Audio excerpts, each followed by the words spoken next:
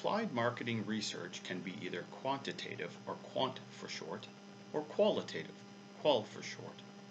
These two different approaches suit two very different types of needs. So if you're unsure which you need, go back to your research objectives and hypotheses. See what you're trying to learn from whom. Quantitative is the choice to learn admitted behaviors and attitudes of consumers in numbers. Quant is a classic choice to inform a sales forecast, support a major financial investment decision, or educate you on the specifics of a market.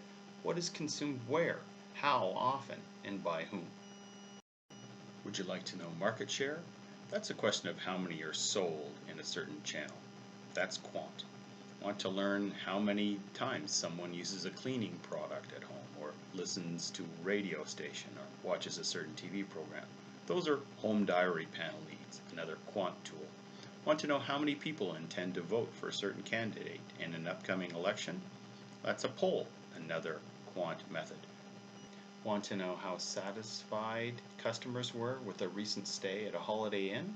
Send them a survey, one of the most common quant research tools. Qualitative research, in contrast, and as the name explains, refers to quality input over quantity.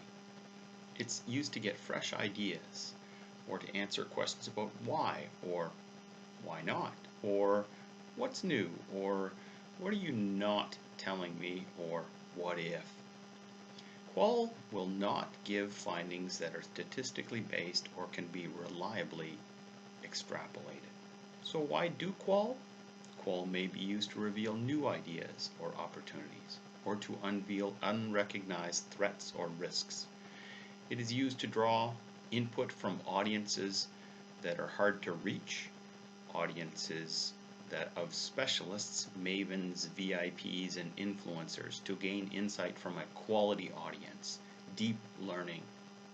Qualitative research tools include in-depth one-on-one interviews, focus groups, or anthropological field studies.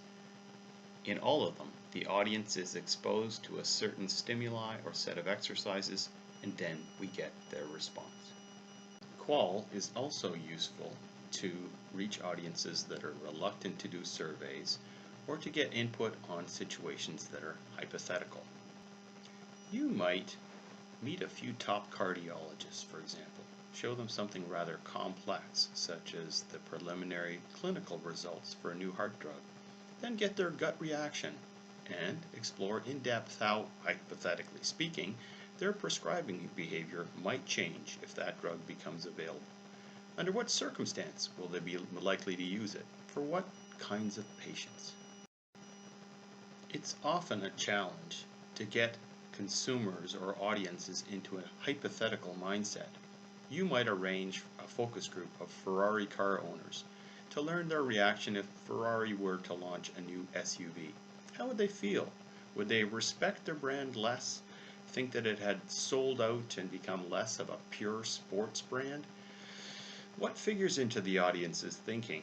You might get comments that the existence of a Ferrari SUV makes them feel like their Ferrari is now less authentically sporty.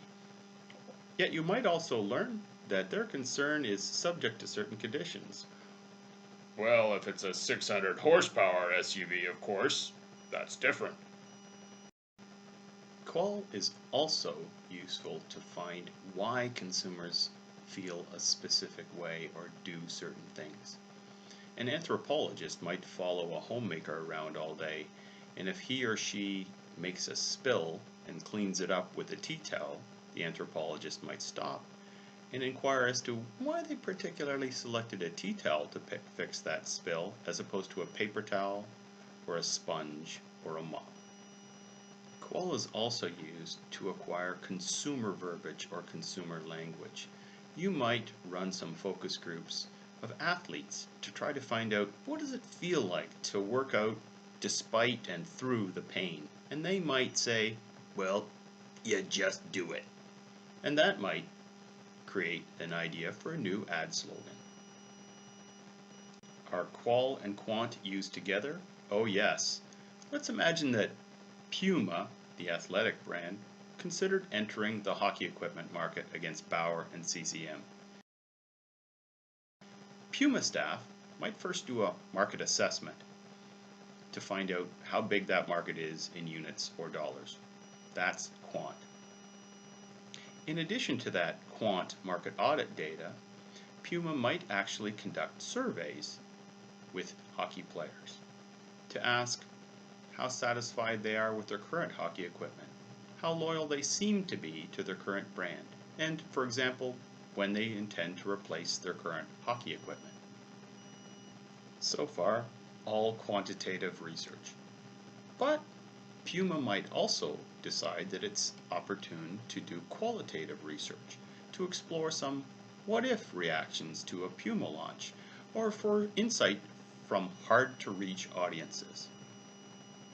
Puma could run focus groups with specific niche groups such as hockey team captains or pro hockey team trainers to find their allegiance to current suppliers, any misgivings they have, and perhaps explore why they feel that way. Then they might add a hypothetical. Well, what if Puma were to enter the hockey equipment market? They could explore how those audiences would react to that particular idea. And of course, Qual Research might reveal fresh ideas or consumer language.